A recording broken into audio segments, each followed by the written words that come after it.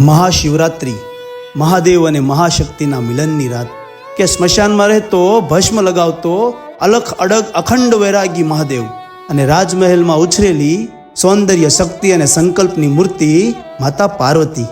અને આજે છે વૈરાગી યોગી સાથે શક્તિના વિવાહની રાત્રિ. અરે આ કોઈ સામાન્ય લગ્ન નથી, આ છે વૈરાગ્ય અને શક્તિના વિવાહ, શાંતિ અને તાંડવના વિવાહ, શિવ અને શક્તિના વિવાહ. અને સાહેબ, ત્યારે પણ લોકોએ કહ્યું હતું કે આ ભૂત પ્રેત નાગ રૂંડમાળા ડમરૂ ભસ્મ ભભૂતધારી આવો વર કેમ?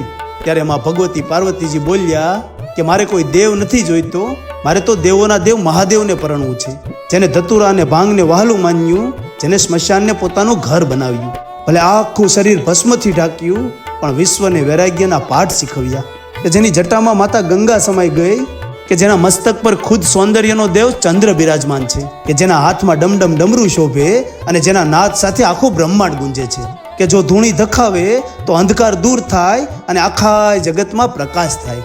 કે આવો ત્યાગી ક્યાં મળે, આવો દેવ ક્યાં મળે? બોલો હર હર મહાદેવ, અલખ નિરંજન.